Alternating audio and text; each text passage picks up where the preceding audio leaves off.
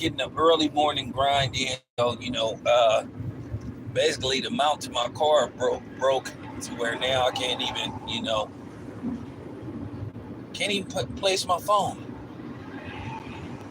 But it broke, so I have to grab another one today. But I'm still gonna get this work in. So, I got like 45 minutes before I get to work. So, I'm gonna talk a little bit of boxing because I've been a little bit behind on my boxing talk. But got a lot of stuff coming up. Got some good things coming up. So, just working some overtime and stuff. So, as I get prepared for the upcoming fight in Arizona, Oscar Valdez and then Senicia Estrada, the undisputed fight. So, I got some stuff coming up. So, in all likelihood, I'll be at that fight in Arizona, Phoenix area, Glendale. Glendale is pretty much Phoenix. It's just outside of Phoenix, just really the next city over. It's like if you're from the Bay Area, it's like Oakland, Berkeley, Oakland, Emeryville, Oakland, San Leandro. So it's really like the next city over and stuff. So, I'm looking forward to going to that fight. I'll talk more about that fight as we get closer to that fight. So, all right. So Ryan Garcia is, like I say, either Ryan Garcia is preparing himself for Hollywood, because Ryan Garcia did say he was going to explore acting. He said he did plan to retire from boxing before he was the age of 30. He's saying he already has his next fights lined up. And the funny thing is, some of these people are actually buying into all this hocus pocus conspiracy theory stuff that Ryan Garcia has basically been talking. It's funny when Ryan Garcia brings up these issues, now all of a sudden they want to make it look like he's some kind of hero and he's shedding light. And, as usual, when it's a guy like Ryan Garcia that talk about this stuff now, some people are talking about we need to pay attention to this stuff. But then there's been people like me that's been talking about some of the stuff that Ryan Garcia has been talking about. But I don't like the idea of Ryan Garcia trying to compare himself to Muhammad Ali. Ryan Garcia is not like Muhammad Ali, and he just needs to stop it. This dude has been saying all kind of stuff, calling Devin Haney out his name, calling him a devil and all this kind of stuff. And he's been saying all this off the wall stuff. And, you wonder if Ryan Garcia is going to go into this fight, with remotely somewhat of a bit of sanity, because you're seeing more insanity out of Ryan than you are seeing sanity. And this is why a lot of people are worried about Ryan Garcia even making it to the fight. A lot of people believe that Ryan Garcia is going to pull out of this fight any minute. Ryan Garcia says he's going to go through with this fight, but you've been hearing stuff behind the scenes. You've been hearing that Ryan Garcia isn't really been training like he should be. There's just a lot of rumors that he just now recently started training. So you're just hearing a lot of different stuff pertaining to Ryan Garcia on whether he's going to actually make it to this fight. But, Team Haney, they have options. They have a couple of options. Barbosa or possibly Adrian Broner could fill in if Ryan Garcia pulls out of this fight. But I just laugh at some of the stuff that has came out of Ryan Garcia's mouth. He's just really been out there acting like a space cadet, just seeing all this kind of stuff that just have you just scratching your head. 1 minute he talking about he is serving a God and he doing it for the Lord, and he just, he saw the sound of freedom, and and that just made him want to bring awareness to child trafficking. By the way, I did see the Sound of Freedom, real good movie. You can watch it on Amazon Prime for free. Jim Caviezel, real good movie. So I did see the Sound of Freedom, great movie. But now all of a sudden you saw the Sound of Freedom, so that makes you want to pay more attention to trafficking and whatnot. That kind of remind me of white people or non-blacks who watch Boys in the Hood, Menace to Society for the first time, and then or the movie South Central. Now I understand what you black people go through. It's just tough in the ghetto. Oh my God, It was so eye-opening. No, I never knew you guys went through all that stuff, the gang banging and oh my God, I feel so bad for you guys. You know, that's kind of like what that movie American Fiction was about. It wasn't exactly like the premise of Boys in the Hood, but it was kind of like what you would call in the ballpark about how black people are perceived on the big screen and stuff, and blatant stereotypes. Yeah, so, you know, that's kind of like how Ryan Garcia sounds, saying that he saw the sound of freedom and all that kind of stuff. That movie came out way last year. So I mean, why do you, if you were so concerned, why do you go see the movie at the theater? But nevertheless, Ryan Garcia has just been saying all this crazy stuff. You know, then like I said, 1 minute he talking about he doing the Lord's work, and then he drops F-bomb after F-bomb. I thought you ain't supposed to, you know, use your tongue in that form and fashion. But, you know, that's what a lot of these people do. They cherry pick out of the Bible. 1 minute they talked about they saved and sanctified, you know, and they, you know, they go to the church and be speaking in tongue, and then doing the Holy Ghost dance, and then all through the week, or all through the week up till Saturday night, they doing God knows what. But you know, but you know, I don't want to dive deep into that. That is another video for another day. So, all right, so we are into March. Okay, so we are pretty much in the middle of March. Still no official announcement on Tank versus Frank Martin. You just hearing a lot of speculation, but it isn't really an official like fight date. You just been hearing June. You've been hearing that possibly David Benavidez will be part of the co-feature when he takes on Alexander Boslik, and this will be David Benavidez' 175 debut that he's going to be fighting at full-fledged 175. Now, David Benavidez has already said that he can still make 168. He says that basically he's going to try 175, but in all likelihood, he still will campaign at 168. But you never know, because once you fight at 175, and depending on how your body feels, you may be like, well, damn, I'll feel more comfortable. I'll feel more powerful. Why should I, like, you know, drain myself for that, you know, for those 7 extra pounds? So we'll see what happens. You've been hearing that this could be possibly part of the undercard. Nothing's really official yet. Now, once again, we are in March, middle of March. So far, PBC only has one official fight card coming up in about 2 weeks. 2 weeks from 2 weeks from tomorrow, because it'll be Friday. Well, pretty much 2 weeks from tomorrow, it'll be the weigh-in. But pretty much 2 weeks, you'll get Keith Thurman versus Tim Tszyu, Amazon pay-per-view. Now, you was hearing around December, January, that the PBC was going to have at least 12 to 14 cards. Okay, so, okay, you're in March. So what are the other 12 to 14 cards? So you kind of wonder, are they going to have to throw something together? Now, they were saying it was going to be at least 12 to 14 cards this year. You only have one so far. You've been hearing about a second one in June. So, okay, so basically, that's June. Okay, so then pretty much the year is half over. So what happens from June on? So you're going to basically have 2 pay-per-views per month.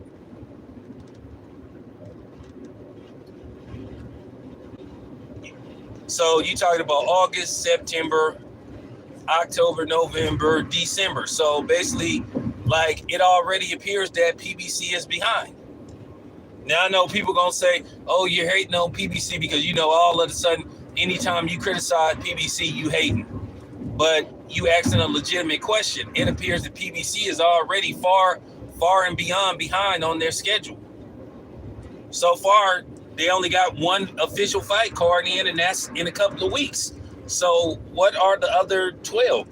who will be featured on the other 12 to 13 cards that they supposed to have. Once again, after this fight, the next card isn't until June, according to reports. So you just kind of wondering what's going on with the PBC.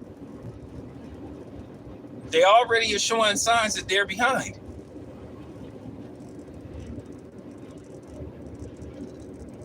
But we'll get back to the PBC later before I wrap up this video. All right, so you're hearing a lot of different things in regards to the upcoming Mike Tyson versus Jake Paul fight that's going to take place in Dallas at Cowboy Stadium, AT&T Stadium, July the 20th.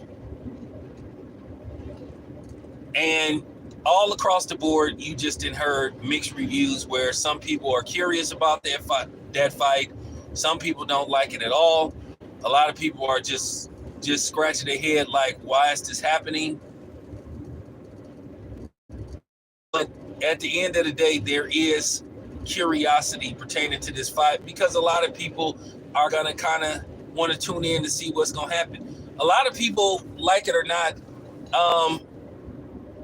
he will never be 100% fully accepted in boxing because at the end of the day, he toots his horn a little too much for a lot of people's liking, and they look at him and like, dude, you are 9 fights in, and there's just still a lot of question marks around your fights and the legitimacy of your fights.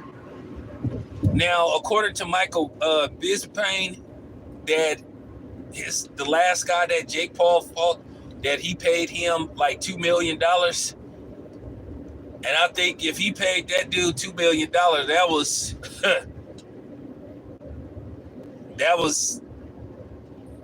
that was a very generous package for him to just basically go in there and not do nothing.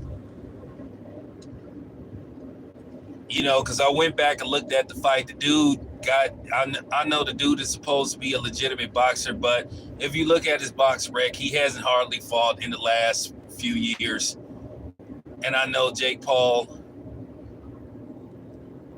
is trying to make himself seem more of a legitimate fighter because he said he wants to eventually fight for a title.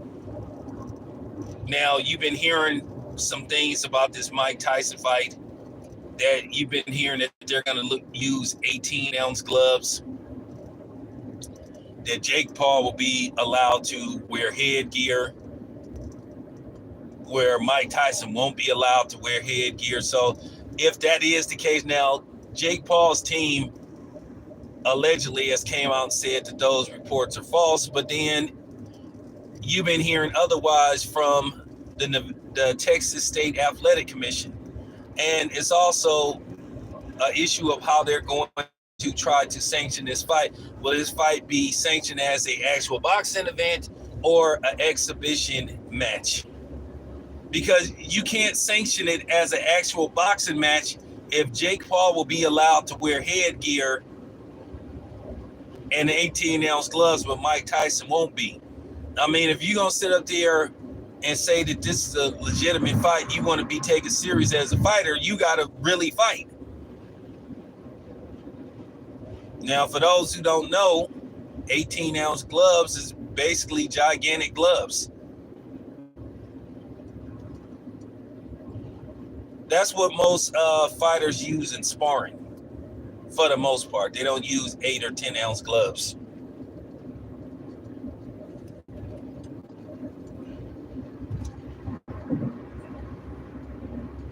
So you just hearing that this Mike Tyson Jake Paul fight could just be a circus, and then people are worried about Jake Paul, that he may actually knock Mike Tyson out. Look, I'm gonna just be completely honest with you guys, and this is just real talk.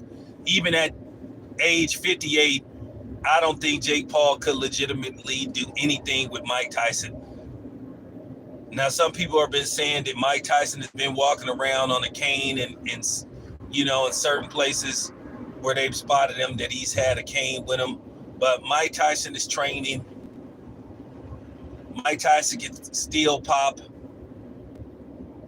He might not be able to contend with, today's heavyweights, but you would think there's enough of him left to at least beat somebody like Jake Paul. Keep in mind, Larry Holmes fought Butterbean at like age 57 or something, and he mopped the floor.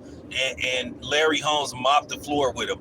And there were people that actually thought that Butterbean was going to destroy Larry Holmes. So you see how that fight turned out. Keep in mind, Larry Holmes was a former champion, a Hall of Famer.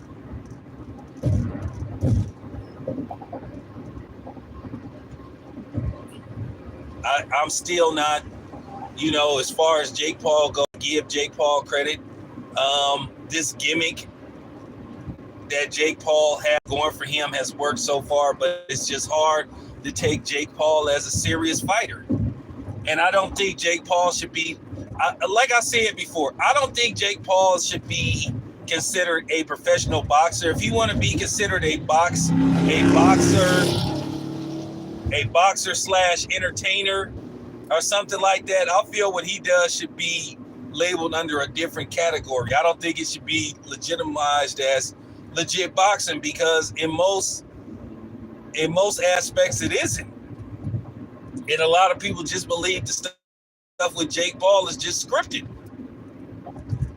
Now he gets mad when people says this stuff, but then he does these interviews and he like talks as if like, why won't people give me my props, and people need to put some respect on my name and stuff. Well, it's like, dude,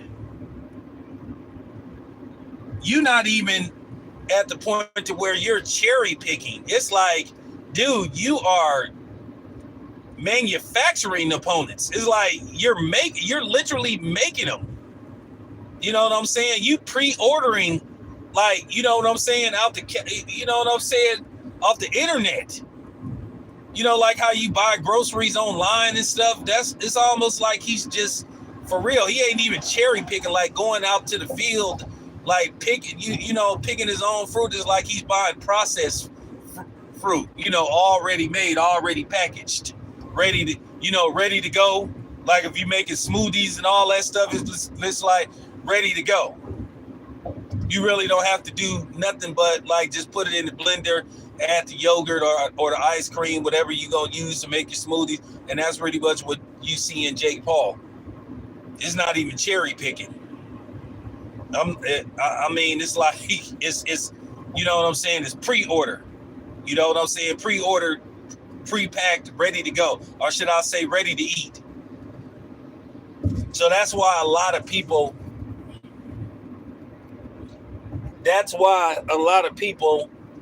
seriously. So,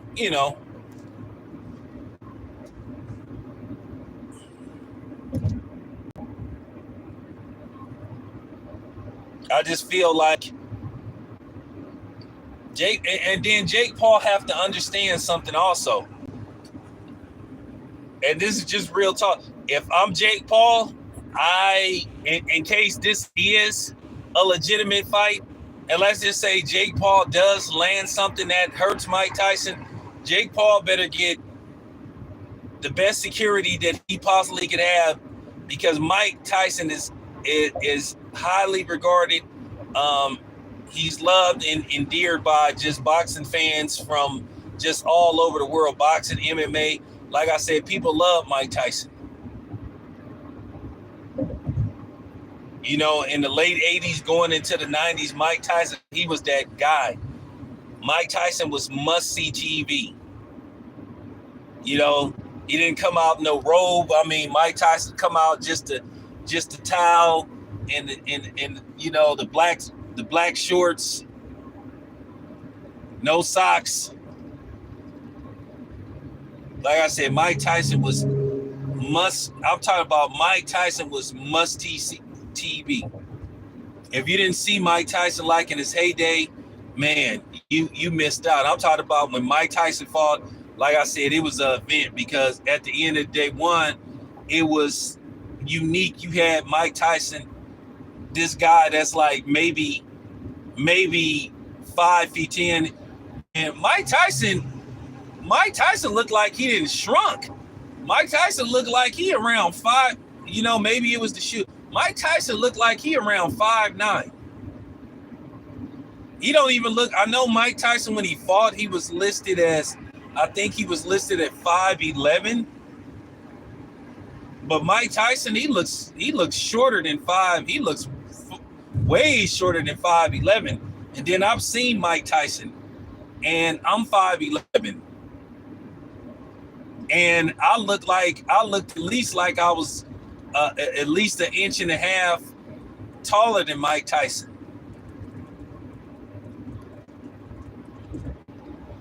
So that right there was unique within itself, because at the end of the day, most of the heavyweights, even though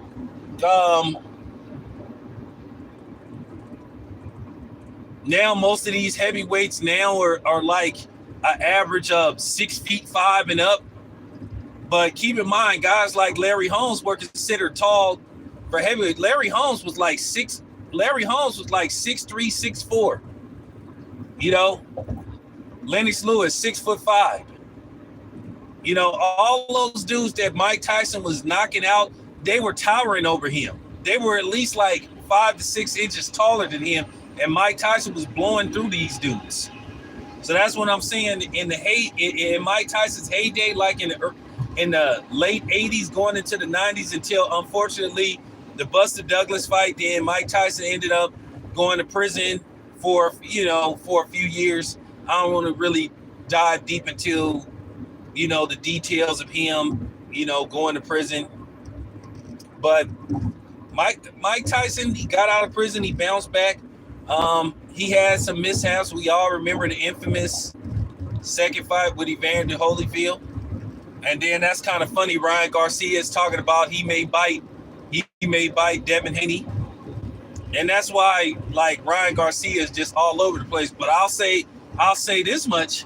If Ryan Garcia makes it to the fight, if Ryan Garcia makes it till at least April the 19th, the weigh-in, I really think that this fight is going to do good numbers. He might need what you call, like, when I say high-end security to get out of Cowboy Stadium, because listen, this is just real talk. They may try to get into the ring. I'm not advocating that, but he does a dude that's like taking on, but then a lot of people believe he's taking shortcuts, and they believe that he's trying to take a shortcut to a fight with Canelo. And a lot of people feel like Canelo shouldn't even entertain the thought of fighting Jake Paul.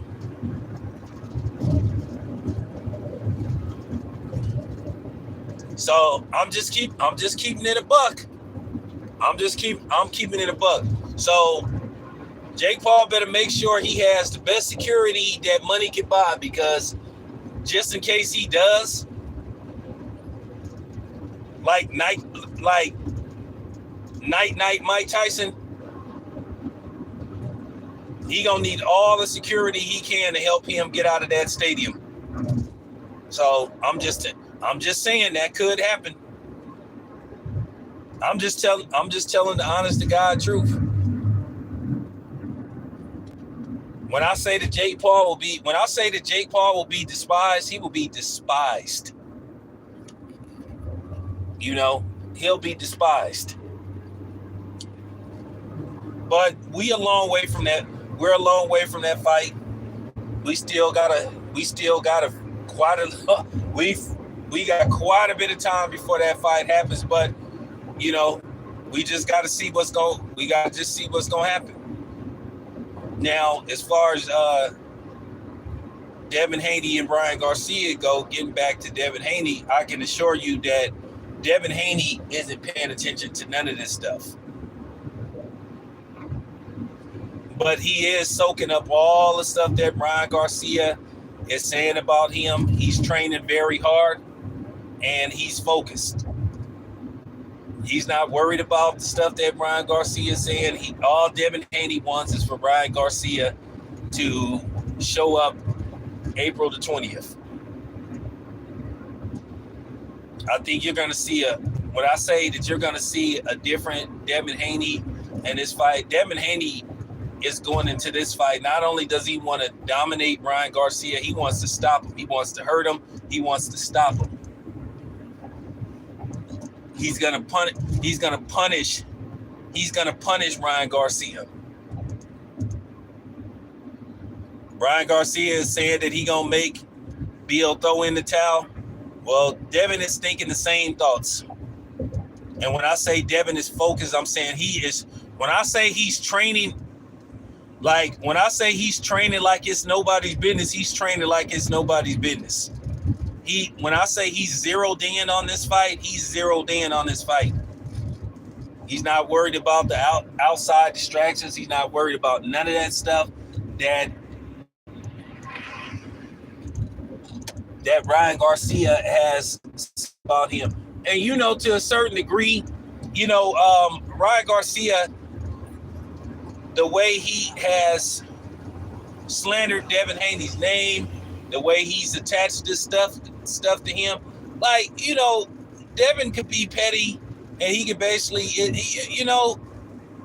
it's on the borderline of lawsuit stuff, some of the stuff that Ryan Garcia has insinuated about Devin Haney, calling the man a devil and saying this kind of stuff about him.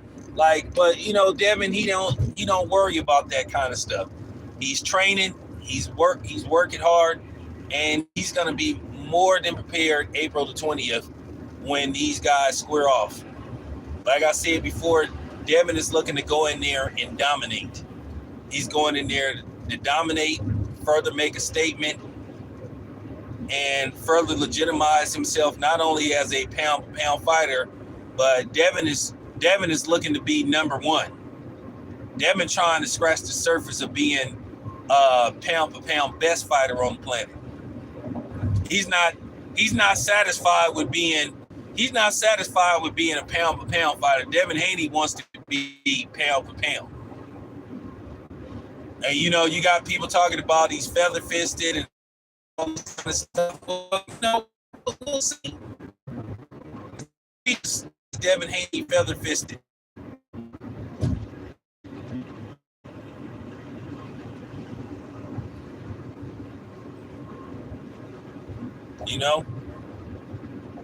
But anyway, let me wrap this up. I said what I needed to say, so appreciate you guys. It's your boy Town, I'm out.